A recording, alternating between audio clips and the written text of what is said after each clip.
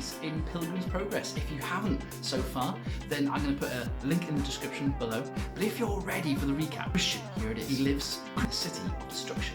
He discovers a book that tells him about the burden on his back. He decides to leave everything behind and goes on the most amazing journey. He meets people from all sorts of different backgrounds. He faces a lot of dangers. And now, as he steps forward after climbing uphill difficulty, he is standing between two roaring lions. What's going to happen to him? Let's find out. Let's go. Christian pants as he goes past the lions. He tries to catch his breath and he calls for the porter and says, "Excuse me, can I stay for the night?" And the porter says, "Well, that depends really.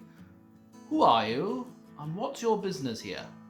Well, says Christian, "I'm from the city of destruction and I'm going to the celestial city. I would have been here sooner." "So why weren't you?" asked the porter. "Oh, well, you see, I was climbing uphill difficulty and I went into the shelter to sleep. And when I woke up, I carried on up the mountain and then realised I left my scroll behind. I had to go back and get it. And by the time I came all the way back up, it was dark. Please let me stay." "Well," said the porter, "that is a story, isn't it? I'll call the ladies upstairs and I'll let you know." So Porter rang the door and there stood a beautiful lady. Her name was Mercy, and Christian retold her all the adventures that he had so far. And as she listened, she had tears in her eyes. She said, "That's fine, you can come in. You have to be careful who we let in, you see. This place was only built for pilgrims who desperately want to go to the celestial city." So Christian walked into the home of Mercy and her sisters, Love, Joy and Hope.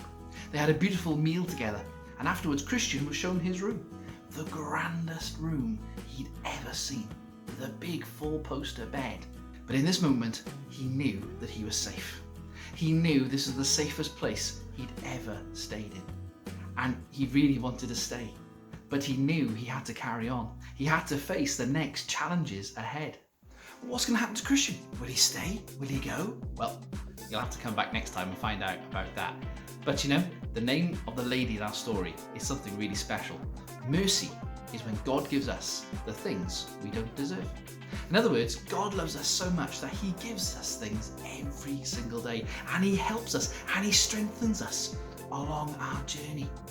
But you know, often we like to stay where we are. We feel comfortable and we feel safe. But you know, the Bible tells us that God has a plan for every single one of us. Doesn't matter how old we are or how young we are. Doesn't matter how tall or short. God's got a great plan for your life. And it starts when we become friends with Jesus. And he shows us the greatest mercy of them all by taking all the wrong things we've done away, so that we can be friends with Jesus now and forever in his home in heaven. And you can experience Jesus and his mercy every single day. Well, that's all we've got time for today for Storytime. Thank you very much for watching, and I'll see you next time on the next adventure. Thanks for joining me today. I hope you had a great time with us here at Storytime. If you want to come and find out more, please have a look at our Facebook page. That's Kapow Kids Events, or go to www.kapowkids.info. Thank you so much for joining us, and hopefully we'll see you again very, very soon.